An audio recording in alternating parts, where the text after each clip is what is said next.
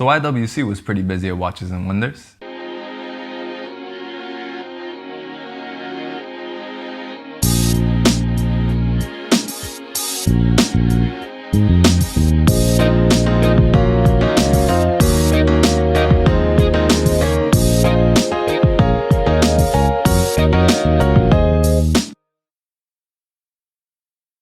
Hi everyone and welcome to Shaluso, and yes, today we're going to be talking about the new releases at Watches and Wonders from IWC. So IWC had a pretty busy Watches and Wonders. They released a ton of new Portugieser models with a lot of focus on two things. First off was downsizing, secondly was making sure they all had the most advanced movements. So we'll touch on the first part, and that is downsizing.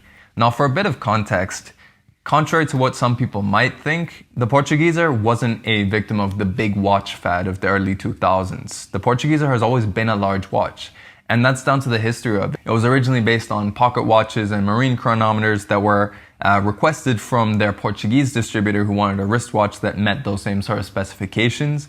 And so what they did is they came up with a wristwatch that still had pocket watch dimensions, and pocket watches did tend to be quite large. So for almost the entirety of its existence, for the most part, the Portugieser has been quite a large collection. But on that same token, things do need to evolve. People are still gravitating towards smaller watches.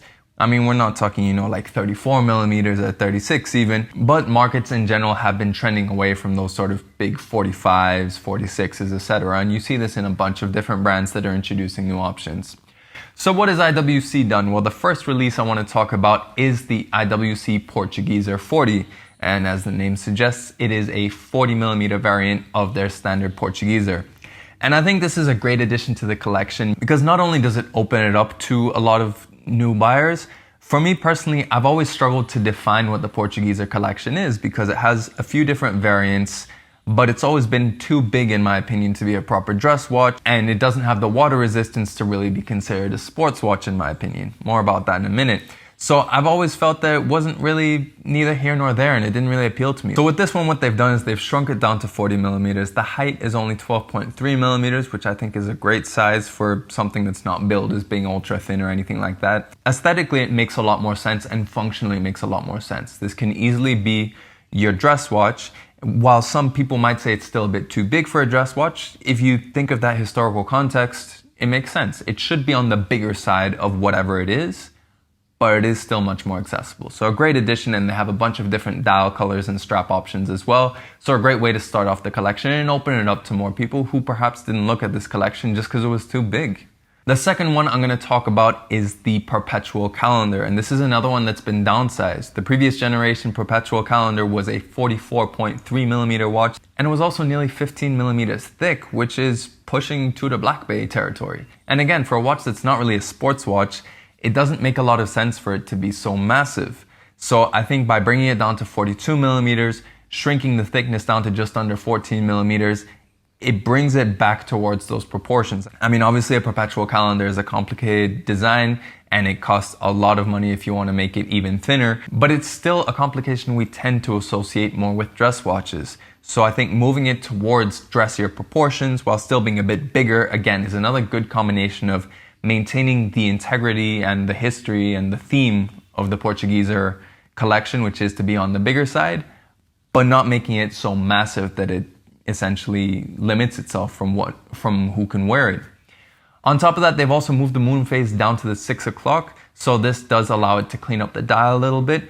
Personally, I do prefer the layout of having the moon phase at the 12 because then you have vertical and horizontal symmetry, but I can also see an argument for making this a cleaner dial. There's a lot of information to read, so obviously making it easier to read does have its benefits as well, so that's largely a preference. But overall, another great addition to the collection, and again, in my view, further defines what this watch is towards. It makes it more appropriate as a dress watch. And then the next two are from their Yacht Club line. Now this is definitely the sportier end of the Portugieser line, but I will preface by saying both of these editions only have 60 meters of water resistance. And if they're gonna be competing in this area of being sportier and being designed for yachts, I think they should at least adhere to the standard of 100 meters, but there are still plenty of good things to say about both of these. First, I want to talk about the Yacht Club on a bracelet. Now, I have already spoken on this watch in my conversation with Rita from Watch Society. You'll find a link in the description below to that. So I won't spend too much time on this one, but what I will say is that I think that by adding a bracelet to it, it definitely adds a lot more to its sporting pretensions. And I think also it makes it a much more viable competitor against one of the only other really yacht-themed watches in the market these days, which is the Rolex Yachtmaster 2. The Yachtmaster 1 obviously is a competitor as well, but that one does transverse a little bit the segment, whereas the Yachtmaster 2 with its regatta timer clearly has a complication that's designed specifically for yachting. And also in terms of size, the two compare a little bit more. And also I think in general, they've just made it more attractive with that bracelet. So a great addition. But talking about complications that are definitely more designed towards people who are into yachting and boats, etc., we have to talk about the Portuguieser Yacht Club Moon Tide. This, in my view, is one of the best examples of what modern watchmaking is, which is developing complications even though they're not useful by 90% of the people who will buy them, developing complications just because you can. And I think this tide indicator is a great example of that. Obviously, it has its utility in that it's very useful for people who go out on yachts knowing when the tide is. And it also makes a lot of sense because tides, from what I understand of how tides work, tend to be cyclical. So it's something that easily lends itself to a mechanical watch in the same way that a moon phase does. And that's why they've combined both of these two very romantic complications that could still be practically applied. But what I like more than that is the fact that it's just interesting. It's something that could definitely be a conversation starter, and it's a complication that not very many people will ever come across. So in that sense, it further differentiates it.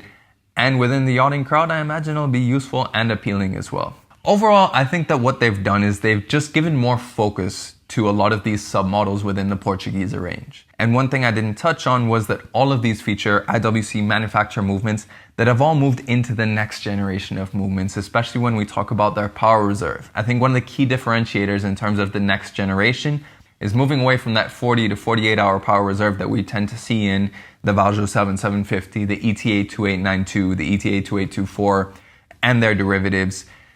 It's a way to signify that a company has really moved away from these third-party movements and really developed their own and developed the next generation. If you look, this sort of trend of 60, 70-hour power reserves started in the mainstream at least around the year 2000 when Rolex came out with the caliber 4130 in the Daytona that had a 70-hour power reserve that sort of set the bar. And then from there you have things like the Breitling B01, the in-house Omega coaxial series, the 8000 and 9000 series, and of course IWC's 80,000 series as well. So overall great additions. If I'm honest, I still do prefer the Da Vinci if I wanted something dressy, or the Pilot if I wanted something a little bit more sporty.